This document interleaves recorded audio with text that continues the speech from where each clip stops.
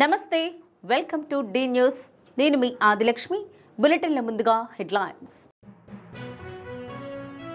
కొత్తపట్నం మండల పరిధిలో విమానాశ్రయ భూములను పరిశీలించిన కలెక్టర్ రాజాబాబు ఇంకా 274 ఎకరాల భూమి సేకరించాలన్న కలెక్టర్ మోటారు సైకిళ్ల చోరీ కేసులో 3 యువకుల అరెస్ట్ 19 బైకులు స్వాధీనం బీజేపీ కార్యాలయంలో ఘనంగా పండిత్ దీన్ దయాళ్ ఉపాధ్యాయ జయంతి అట్టడుగు స్థాయిలో ఉన్న వారికి అభివృద్ధి ఫలాలు అందాలన్న ఆశయం గల మహనీయుడని కొనియాడిన నాయకులు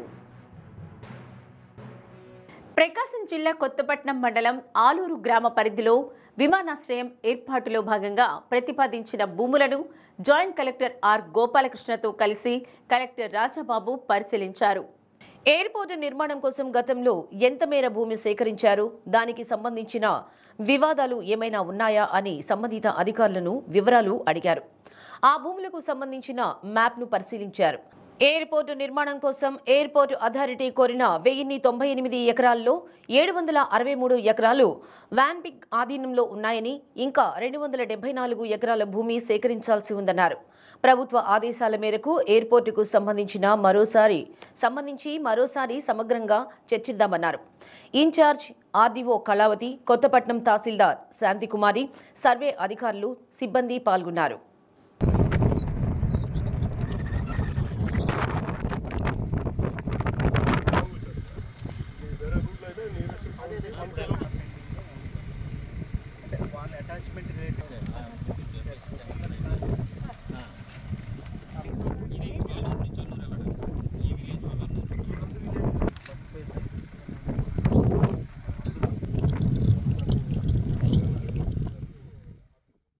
సామాజిక అసమానతలు నివారించి వారి సమగ్ర అభివృద్ధిని పెంపొందించడంతో పాటు ఆయా కులాల ప్రయోజనాల పరిరక్షణకు రాష్ట్ర ప్రభుత్వం కృత నిశ్చయంతో ఉందని సాంఘిక సంక్షేమ శాఖ మంత్రి డాక్టర్ డోలా శ్రీ బాలవీరాంజనేయ స్వామి అన్నారు శాసన మండలి సమావేశాల్లో ఎస్సీ వర్గీకరణ బిల్లును మంత్రి ప్రవేశపెట్టారు హోదా సదుపాయాలు అవకాశాలు వ్యక్తుల మధ్యనే కాకుండా వివిధ వర్గాల మధ్య అసమానతలు తగ్గించాలనే ఉద్దేశంతో వర్గీకరణ తీసుకురావడం జరిగిందన్నారు బిల్లులో పొందుపరిచిన రిజర్వేషన్ వివరాలు వెల్లడించారు social welfare department GO number 86 ద్వారా అనుసూచిత కులాల్లో గల వివిధ ఉపవర్గాల మధ్య అనుసూచిత కులాల ఉపవర్గీకరణపై నిర్దిష్టమైన సిఫార్సులు సూచించడానికి సిఓఏ చట్టం కింద శ్రీ రాజీవ్ రంజన్ మిశ్రాతో ఏకసభ్య కమిషన్ను ఏర్పాటు చేసింది రిజర్వేషన్ ప్రయోజనాలను సముచితంగా మరియు సమానంగా పంపిణీ చేసేందుకు అనుసూచిత కులాల మధ్య ఉపవర్గీకరణ అమలు చేయడానికి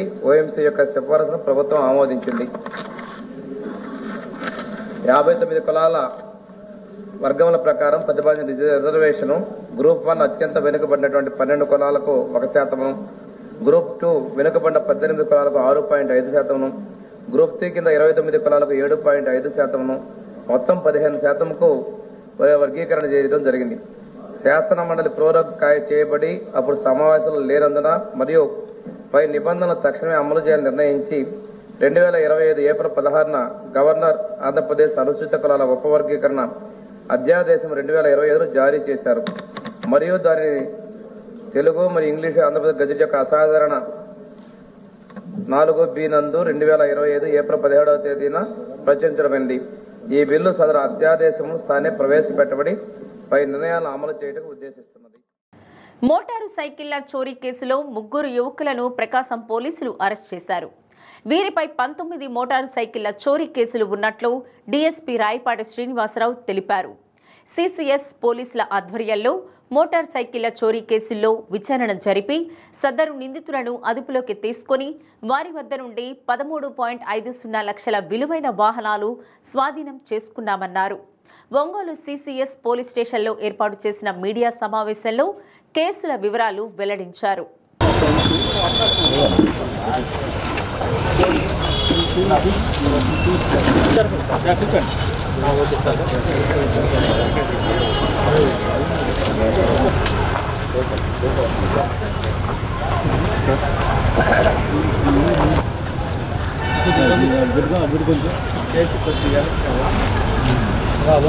గత 2-3 నెలల కాలంలో మనకు ఒంగోలు టౌన్ చుట్టుపక్కల ప్రాంతాల్లో జరిగినటువంటి మోటార్ సైకిల్ దొంగతనాల్లో ఈరోజు ఒక ముగ్గురిని అదుపులోకి తీసుకొని విచారించి వాళ్ళ దగ్గర నుంచి 19 మోటార్ సైకిళ్ళు స్వాధీనం చేసుకోవటం జరిగింది.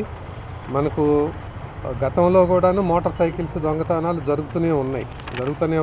మనం క్యాచ్ చేస్తున్నాం, పట్టుకుంటున్నాం. వాళ్ళ దగ్గర నుంచి కూడాను రికవరీ చేస్తూ ఉన్నాం. ఎక్కువగా యూత్ దీనికి అలవాటు పడటానికి కారణం కూడాను ఎక్కువ శ్రమ లేకుండా తాళాలు వేయనటువంటి మోటార్ సైకిల్స్ని ఈజీగా థెఫ్ట్ చేయటం జరుగుతుంది. అట్లాగనే ఎప్పుడైనా దొంగతనం చేసినటువంటి వ్యక్తికి రెండో ఏమి కోరుకుంటాడు అని అంటే అతను కోరుకునేటటువంటిది డిస్పోజల్ ఆఫ్ ప్రాపర్టీ, అంటే దాన్ని ఎంత త్వరగా డిస్పోజ్ చేసుకొని క్యాష్ చేసుకోగలుగుతాడో అలాంటి ప్రాపర్టీనే ఎక్కువగా దొంగతనాలు జరిగేటటువంటి అవకాశం ఉన్నది. అట్లాగనే ఈ 2-3 నెలల కాలంలో గతంలో జరిగిన దానికన్నా మనకు కొద్ది మోటార్ సైకిల్ థెఫ్ట్స్ ఎక్కువగానే థెఫ్ట్ స్టోలెన్ అయినాయి. ప్రీవియస్గా ఎవరెవరు చేశారు, ఎక్కడ దొంగతనాలు చేశారు, వాళ్ళ యొక్క కదలికలు మన దగ్గర ఏమున్నాయి అన్నది ఐడెంటిఫై చేసి మొత్తం 3 పర్సన్స్ని మనం క్యాచ్ చేయటం జరిగింది. ఆ 3లో ఒక ఇద్దరిని ఈరోజు మీ ముందు ప్రొడ్యూస్ చేయటం జరిగింది. కారణం ఏమిటి అని అంటే వాళ్ళిద్దరు పేర్లు కూడాను గాబ్రియల్ అని చెప్పేసి ఒకతను, బండారు నవీన్ అని, అందరిది కూడాను గురువాయిపాలెం పల్నాడు డిస్ట్రిక్ట్. మూడో అతను is under the age of 18 years juvenile కనుక అతన్ని మీ ముందు ప్రొడ్యూస్ చేయలేకపోయాం. 19ని కూడాను ఈరోజు వాళ్ళ దగ్గర నుంచి స్వాధీనం చేసుకోవటం జరిగింది. ఈ మొత్తం విలువ కూడాను సుమారు 13,50,000 ఉంటుందని చెప్పేసి ఒక ఎస్టిమేషను. మోటార్ సైకిల్స్ ఇప్పుడు మనం వీళ్ళ ముగ్గురితోటి మాట్లాడితే మనకు తెలిసినటువంటి విషయం ఏమిటనంటే వీళ్ళు కాన్సన్ట్రేట్ చేసిందల్లా మెయిన్ ఏవైతే లాక్స్ వేయకుండా ఉంచారో వీళ్ళ దగ్గర కానీ, లేదు అని అంటే బజార్ స్ట్రీట్లో కానీ ఆ మోటార్ సైకిల్సే ఎక్కువగా వీళ్ళు కాన్సన్ట్రేట్ చేయటం జరిగింది.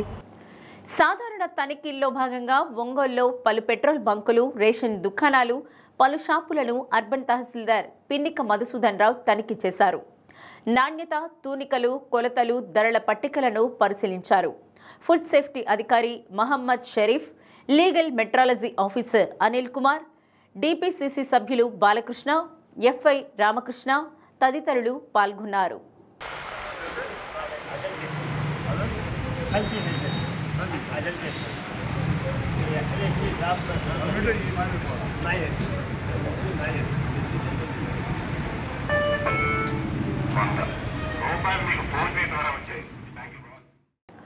స్వచ్ఛతా హీ సేవా పక్షోత్సవం కార్యక్రమంలో భాగంగా నాగులుపులపాడు మండలం బి నిడమానూరు గ్రామంలో జరిగిన ఏక్ దిన్ ఏక్ గంటా ఏక్ సౌత్ శ్రమదాన్ కార్యక్రమంలో సంతనూతలపాడు శాసనసభ్యులు బిఎన్ విజయ్ కుమార్ స్వయంగా చెత్తను సేకరించి వాహనంలోకి తరలించారు.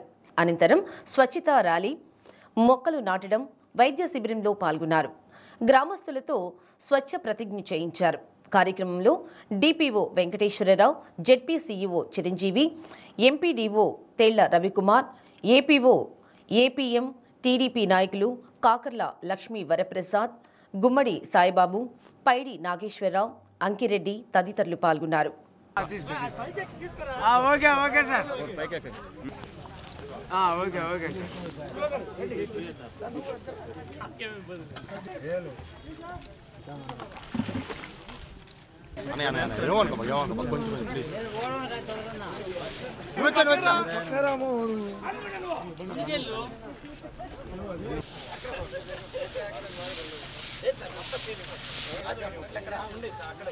కొంచెం లేపడు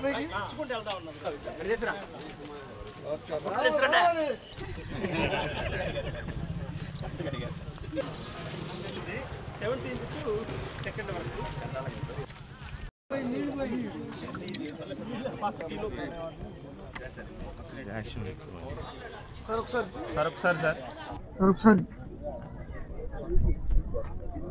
పాదులు చూస్తున్నారు, మొక్కల్లో పెట్టున్నారు కాబట్టి అక్కడ ఉంచండి.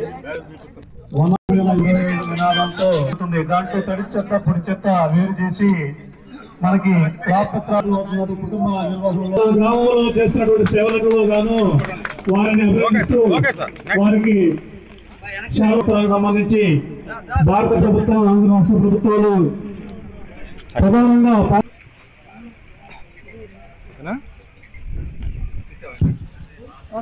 క్లీన్ అండ్ గ్రీన్ కార్యక్రమము ఈ గ్రామంలో చేస్తా ఉన్నాం.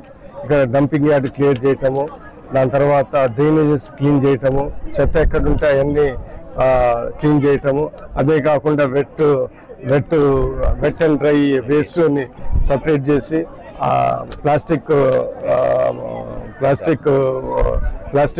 బ్యాగ్స్ కూడా ఇవ్వటం, ప్లాస్టిక్ క్యాన్స్ కూడా ఇవ్వటం, ఇవన్నీ జరుగుతున్నాయి. ఏంటంటే ఇప్పుడు వర్షాకాలము రాబోయే కాలంలో అంటే ఇప్పుడు వర్షాలు చాలా పడినాయి, దీనివల్ల చాలా ఆరోగ్య సమస్యలు ఉన్నాయి. అందుకని మనం గమనించింది ఏంటిదంటే ఊర్లలో క్లీన్గా లేకపోతే ఎన్నో ఆరోగ్య సమస్యలు వస్తున్నాయి. అందుకని ప్రభుత్వము అది దృష్టిలో పెట్టుకొని ఈరోజు క్లీన్ అండ్ గ్రీన్ కార్యక్రమంలో ఈరోజు ఈ 15 రోజులలో ఇది ఒక ఇంటెన్సివ్ క్యాంపెయిన్ ప్రోగ్రామ్గా చేస్తా ఉన్నాం. ప్రతి గ్రామంలో, మా నియోజకవర్గంలో ప్రతి గ్రామంలో ఈ కార్యక్రమాలు, ఈ పరిశుద్ధ కార్యక్రమాన్ని, శుద్ధి చేసే కార్యక్రమాన్ని మనం ముందుకు తీసుకొని వెళ్తున్నాం. పవర్ స్టార్ పవన్ కళ్యాణ్ నటించిన ఓజీ చిత్రం విడుదల సందర్భంగా ఒంగోలులో జన సైనికులు సంబరాలు జరుపుకున్నారు. జనసేన పార్టీ ఆధ్వర్యంలో రవిప్రియామాల్లో జరిగిన వేడుకల్లో పర్వతిరెడ్డి కిషోర్ కుమార్ ఏర్పాటు చేసిన కేక్ను వడా చైర్మన్ షేక్ రియాజ్, పార్టీ నాయకులు కంది రవిశంకర్ కట్ చేశారు. ఓజీ చిత్రం అభిమానులు ఎంతో అంచనాతో ఎదురు చూస్తున్నారని, సినిమా ఘన విజయం సాధించి మంచి గుర్తింపు పొందుతుందని రియాజ్ అన్నారు. తెలుగు సినీ పరిశ్రమలో పవర్ స్టార్ పవన్ కళ్యాణ్ది ప్రత్యేక స్థానమని పార్టీ నాయకులు కంది రవిశంకర్ కొనియాడారు. నాయకులు చిట్టెం ప్రసాద్, వరికుటి నాగరాజు, చలపతి రాంబాబు, కళ్యాణ్ ముత్యాల, బొందిల శ్రీదేవి, కాసాని వాసు, పిల్లి రాజేష్, పల్ల ప్రమీల తదితరులు పాల్గొన్నారు.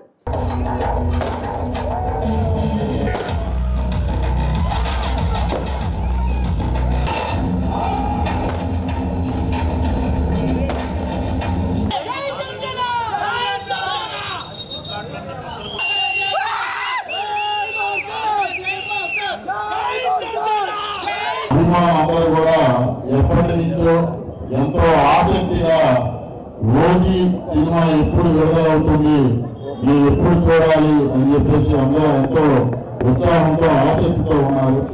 వాళ్ళ ఆశ ఈ రోజు నెరవేరబోతుంది. ఎందుకంటే పవన్ కళ్యాణ్ గారి నట చాతుర్యం మొత్తం అభిమానులకి ఎంత ఆకలితో ఉన్నారో ఈ సినిమాలో పవన్ కళ్యాణ్ గారి నటనకి విడుదలైనటువంటి ప్రతి సినిమా థియేటర్లో కూడా ఎవరు కూడా కాముగా కూర్చోకుండా వాళ్ళ కేరింతలతో ఆనందోత్సవాలతో ఓజీ సినిమా చూడబోతున్నారు.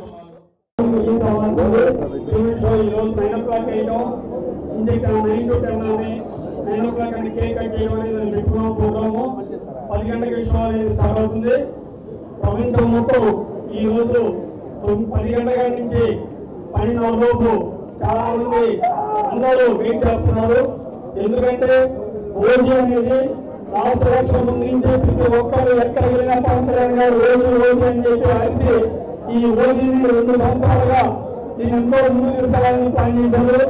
అలాంటి కార్యకర్తలు అభిమానం కోసం, కార్యకర్తల కోసమే ఈ ఓజీ సినిమా ఉంది. ఆయన నటించిన విధానం అనేది ఈ పాన్ ఇండియా మొత్తంలో నెంబర్ 1 పొజిషన్లో రాబోతుంది.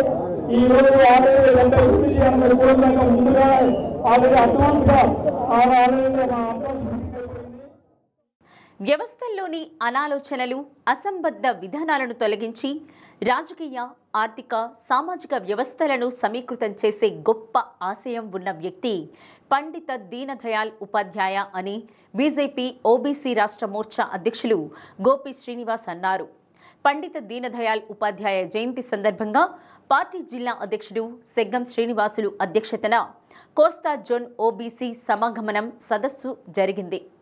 అంత్యోదయ లక్ష్యం, ఆర్థికాభివృద్ధి ఫలాలు చిట్ట చివరి వ్యక్తి వరకు అందాలనే ఆలోచనకు నాంది పలికిన మహనీయుడు దీనదయాళ్ అని కొనియాడారు. దేశంలో అనేక రాజకీయ పార్టీలు ఉన్నాయని, అయితే సైద్ధాంతిక భూమిక, సిద్ధాంత ఆలోచన కలిగిన శ్రేణుల సమూహం భారతీయ జనతా పార్టీ అని అభివర్ణించారు. దీనదయాళ్ ప్రేరణ కల్పించిన అంశాలు, స్ఫూర్తి ప్రతి ఒక్కరూ గుర్తు చేసుకోవాలని పార్టీ రాష్ట్ర ఉపాధ్యక్షురాలు నిర్మలా కిషోర్ అన్నారు. పార్టీ నాయకులు సురేష్ యాదవ్, ఆశారావు, విజయారావు, విజయలక్ష్మి, రమాదేవి, రాధాకృష్ణ, సురేష్, తిరుమలరావు, యోగయ్య యాదవ్ తదితరులు పాల్గొన్నారు. ఏదైతే వారు సిద్ధాంతాన్ని మనకు ఇచ్చారో, ఏదైతే వారు ఏకాత్మత మానవతావాదాన్ని ఇచ్చారో, ఏదైతే వారు అంచదే లక్ష్యాన్ని ఇచ్చారో, చివరి వ్యక్తి వరకు మనం చేరాలనేటువంటి లక్ష్యాన్ని ఇచ్చారు. సర్వస్పర్శి సర్వవ్యాప్తి అనేటువంటి జ్ఞానంతో ఈరోజు మనందరం కూడా పనిచేస్తున్నాం. భారతదేశంలో ఎన్నో రాజకీయ పార్టీలు ఉన్నాయి. ఈ ప్రపంచంలో చాలా రాజకీయ పార్టీలు ఉంటాయి. రాజకీయ పార్టీలో ప్రతి రాజకీయ పార్టీలో కార్యకర్తలు ఉంటారు. కానీ సైద్ధాంతిక భూమిక కలిగినటువంటి సిద్ధాంత ఆలోచన కలిగినటువంటి ఈ జ్ఞానపై, ఈ మట్టిపై, ఈ భూమిపై, ఈ దేశం యొక్క మూలాలు మనలో కలిగి, మనలో నింపుకొని, మనలో జీవించుకొని మనం వాటితో కలిసి జర్నీ చేస్తున్నటువంటి కార్యకర్తల సమూహం ఏదైనా ఉందంటే అది భారతీయ జనతా పార్టీ. అటువంటి సైద్ధాంతిక భూమికనిచ్చినటువంటి సిద్ధాంతాన్ని మనకి ఇచ్చినటువంటి మూల పురుషులు పండిట్ దీన్ దయాళ్ ఉపాధ్యాయ. కార్యకర్త సమాజానికి ఏ విధంగా ఉపయోగపడాలి అన్న అంశాలన్నీ కూడా మనకు దీన్ దయాళ్జీ ఎప్పుడనే మనకి చెప్పడం జరిగింది. ఈ కార్యకర్తల్ని ఎంత వాత్సల్యంతో ఆయన దగ్గర తీసుకునేవారు, కార్యకర్తలు వారిని ఏ విధంగా అనుసరించేవారు అన్నది కూడా మనం అనేక సందర్భాల్లో తెలుసుకున్నాము. పండిట్ దీన్ దయాళ్ మన జనసంఘ్ సిద్ధాంతకర్తల్లో ఒకరైన శ్యామప్రసాద్ ముఖర్జీ చెప్పారని ఇప్పుడే గోపి గారు చెప్పారు. ప్రతి ఇల్లు పరిసరాలు పరిశుభ్రంగా ఉన్నప్పుడే ప్రజలు ఆరోగ్యంగా ఉంటారని బాపట్ల జిల్లా కలెక్టర్ వినోద్ కుమార్ అన్నారు. స్వచ్ఛతా హీ సేవ కార్యక్రమంలో భాగంగా చీరాల కూరగాయల మార్కెట్ సెంటర్ నుండి గడియార స్తంభం సెంటర్ వరకు రహదారులు శుభ్రపరిచారు. ప్రతి ఒక్కరూ తడి చెత్త, పొడి చెత్తను పారిశుద్ధ్య సిబ్బందికి వేర్వేరుగా అందజేయాలని సూచించారు. ప్రగతికి మెట్లు అయిన చెట్లను సంరక్షించాలని విజ్ఞప్తి చేశారు. సింగిల్ యూజ్ ప్లాస్టిక్ను నిషేధించడం జరిగిందని, ప్రతి ఒక్కరూ వస్త్రంతో తయారు చేసిన సంచులను వాడాలన్నారు. ప్లాస్టిక్ వాడకం నియంత్రణపై ఆయా ప్రాంతాల్లో గల దుకాణదారులను వివరాలు అడిగారు. స్వచ్ఛ బాపట్ల జిల్లాగా ముందుకు వెళ్లేందుకు ప్రతి ఒక్కరూ సహకరించాలన్నారు. మానవహారంగా ఏర్పడి స్వచ్ఛంద్ర ప్రతిజ్ఞ చేయించారు. ఆర్డీఓ చంద్రశేఖర్, కమిషనర్ అబ్దుల్ రషీద్, తహసీల్దార్ గోపీకృష్ణ, పారిశుద్ధ్య కార్మికులు పాల్గొన్నారు. ఈ రోజు నుండి నా తోటి వారికి కూడా ప్రకృతి పచ్చదనం యొక్క ప్రాముఖ్యతను మరియు చేస్తా ఉన్నాము. ఇందులో మున్సిపల్ సిబ్బంది, ప్రజలు మరియు వాకర్స్ అసోసియేషన్, రోటరీ క్లబ్, వివిధ స్వచ్ఛంద సేవా సంస్థలు అందరూ కూడా పాల్గొనడం చాలా సంతోషదాయకం. మీడియా మిత్రులు కూడా ఈ కార్యక్రమాన్ని వైడ్గా కవర్ చేస్తూ ఉన్నారు. మీ అందరికీ నా విన్నపం ఏంటంటే, ఈ యొక్క గంట దేశ సేవలో మనము శ్రమదానం చేస్తూ ఉన్నాం. స్వచ్ఛత అనేది రోజువారీ ఒక అలవాటు అవ్వాలి. ఇంట బయట స్వచ్ఛంగా ఉండాలి. సింగిల్ యూజ్ ప్లాస్టిక్ని మనము బ్యాన్ చేసి రీయూజబుల్ మెటీరియల్ని మనం వాడాలని కోరుతున్నాను. అలాగే మన ఊళ్ళో ఎక్కడైనా క్లీనినెస్ టార్గెట్ యూనిట్ అంటామంటే స్వచ్ఛతా హీ సేవా కార్యక్రమంలో భాగంగా ఏక్ దిన్ ఏక్ గంట ఏక్ సాత్ నినాదంతో మున్సిపల్ కార్పొరేషన్, మెప్మా సంయుక్త ఆధ్వర్యంలో మామిడిపాలెం సమ్మర్ స్టోరేజ్ ట్యాంక్ వద్ద కలుపు మొక్కలు తొలగించి శుభ్రం చేశారు. 15 రోజుల పాటు నిర్దేశించిన ఈ కార్యక్రమంలో ప్రతి ఒక్కరూ పాల్గొని పరిసరాలు పరిశుభ్రంగా ఉంచేలా కృషి చేయాలని మేయర్ గంగాడు సుజాత, కమిషనర్ కోడూరు వెంకటేశ్వరరావు కోరారు. మెప్మా పీడీ శ్రీహరి, కార్పొరేటర్లు, సిబ్బంది పాల్గొన్నారు.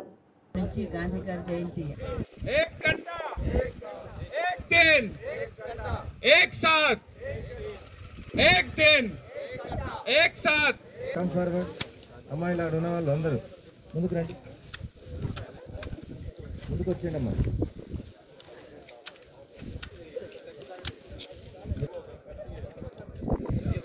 అన్నా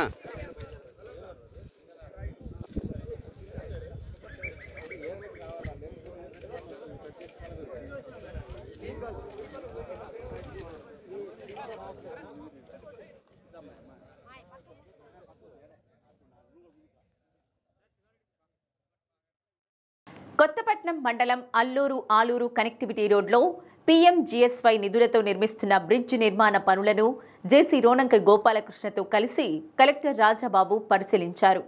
బ్రిడ్జి నిర్మాణానికి నిధుల మంజూరు, పనుల ప్రగతి వివరాలు అడిగారు. తహసీల్దార్ సమగ్రంగా వివరాలు చెప్పకపోవడంతో ఆగ్రహం వ్యక్తం చేశారు. క్షేత్రస్థాయిలో పర్యటించి అభివృద్ధి పనులు, పథకాలు అమలు తీరును తెలుసుకోవాలని ఆదేశించారు. ఇన్ఛార్జ్ ఆర్డీఓ కళావతి, తహసీల్దార్ Santhikumari, survey division inspector Srinivasarao తదితరులు పాల్గొన్నారు.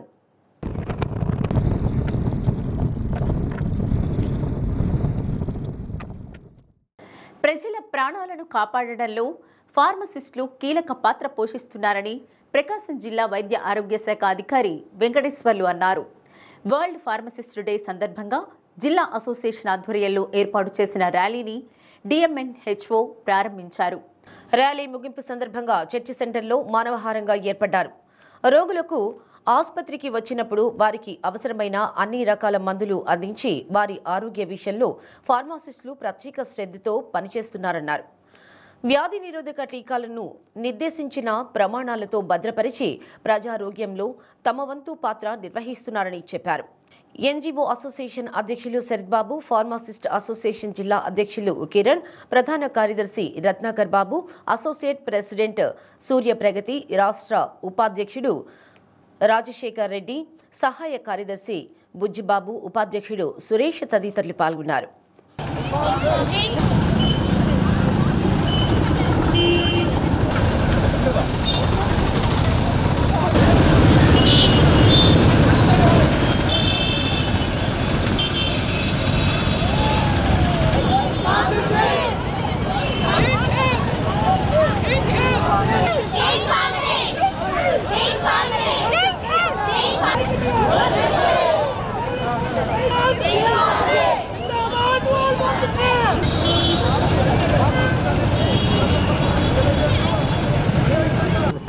ర్యాలీ నిర్వహించడం చాలా ఆనందకరం. ఇదేంటంటే ఫార్మసిస్టుల యొక్క ప్రాముఖ్యతని తెలియజేయడానికి సొసైటీలో ఇంపార్టెన్స్ సంతరించుకున్నది. వీరందరూ కూడా చక్కగా హాస్పిటల్స్లో, అదేవిధంగా ఫార్మసీస్లో, అదేవిధంగా అన్ని ఇన్స్టిట్యూట్స్లో కూడా ఫార్మసీలో ఉండి ప్రజలంటే అక్కడికి వచ్చినట్టు వైద్యం కోసం వచ్చినటువంటి వ్యక్తుల యొక్క ప్రాణాలను కాపాడేదంటూ చాలా విశిష్టమైన పాత్రను పోషిస్తారు. కానీ పబ్లిక్లో వారి యొక్క ఇంపార్టెన్స్ అంత అవగాహన ప్రజలకి తెలియదు. కాబట్టి ఈ యొక్క విషయాన్ని వారి యొక్క చేసేటువంటి ప్రత్యేకమైనటువంటి విశిష్టమైనటువంటి విలువైనటువంటి ఫార్మసీ డిస్ట్రిబ్యూషన్ కానీ, అదేవిధంగా డ్రగ్ డోసేజెస్ కానీ, అదేవిధంగా మనిషి పుట్టిన తర్వాత అతను స్థానికంగా ఆ భూమి మీద జీవించి ఉన్నాడు అంటే వ్యాక్సినేషన్ అనేది చాలా ఇంపార్టెంట్. కాబట్టి వ్యాక్సినేషన్ కూడా సరైన పద్ధతిలో నిల్వ ఉంచి సరైన పద్ధతిలో వాటిని ఎక్కడికి కావాలంటే అక్కడికి డిస్ట్రిబ్యూట్ చేసి చక్కగా అందరికీ 100% అందేటట్టు చేయడానికి తోడ్పడేటటువంటి వ్యవస్థ ఈ ఫార్మసీ వ్యవస్థ. ప్రతి సంవత్సరము సెప్టెంబర్ 25వ తేదీన వరల్డ్ ఫార్మసిస్ట్ డేగా ఈ ప్రాధాన్యత సంతరించుకుంది. ఈ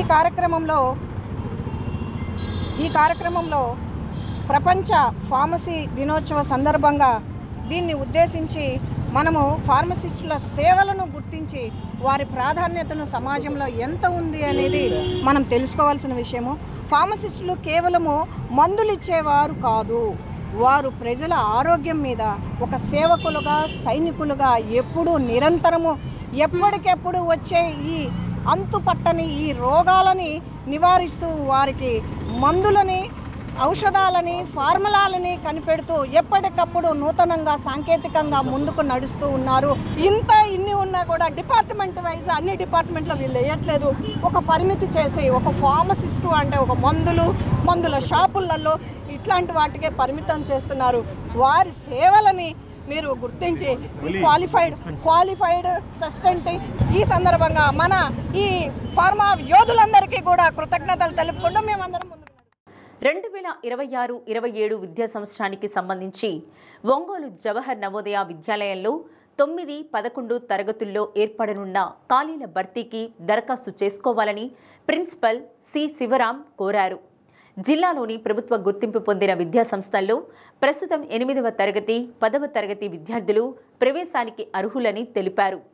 అక్టోబర్ 7వ తేదీలోపు ఆన్లైన్, ఆఫ్లైన్ ద్వారా దరఖాస్తు చేసుకోవాలని ప్రిన్సిపల్ సూచించారు.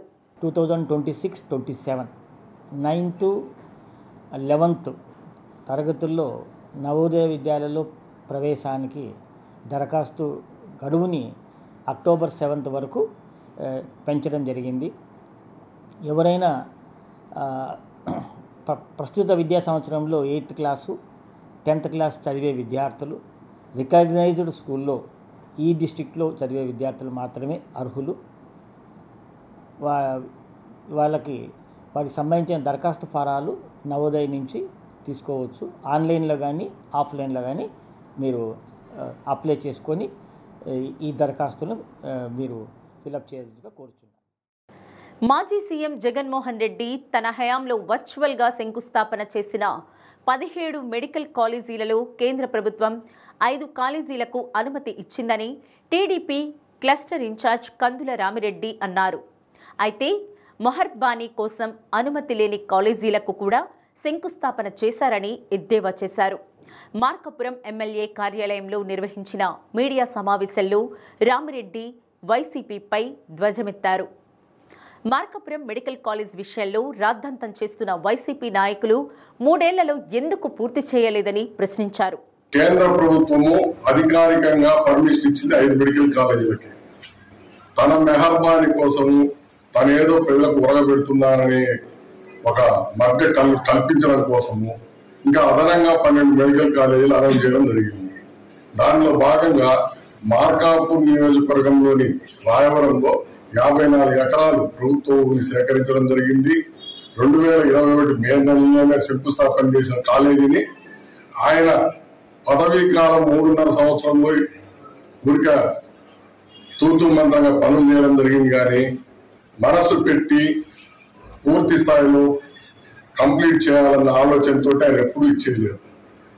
ఆయన ప్రతి జిల్లాలో వాళ్ళ పార్టీ కార్యాలయాలు నిర్మించుకోవడానికి పెట్టినటువంటి శ్రద్ధ ఈ మెడికల్ కాలేజీల మీద పెట్టలేదు. అది వాస్తవము. ఈ ప్రాంత ప్రజలందరూ కూడా గమనించారు.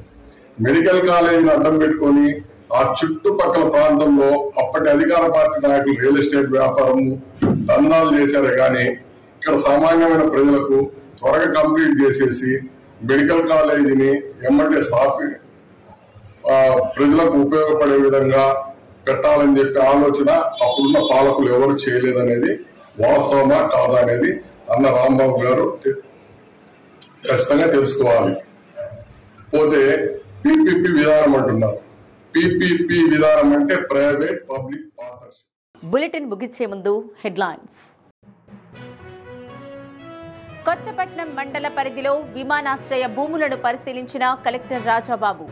ఇంకా 274 ఎకరాల భూమి సేకరించాలన్న కలెక్టర్. మోటారు సైకిళ్ల చోరీ కేసులో 3 యువకుల అరెస్ట్, 19 బైకులు స్వాధీనం. బీజేపీ కార్యాలయంలో ఘనంగా పండిత్ దీన్ దయాళ్ ఉపాధ్యాయ జయంతి. అట్టడుగు స్థాయిలో ఉన్న వారికి అభివృద్ధి ఫలాలు అందాలన్న ఆశయం గల మహనీయుడని కొనియాడిన నాయకులు. డి న్యూస్లో నేటి మాట.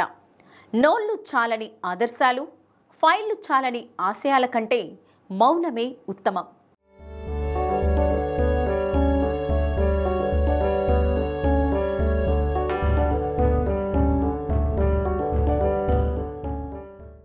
డి న్యూస్ ఇంతటితో సమాప్తం. నమస్కారం.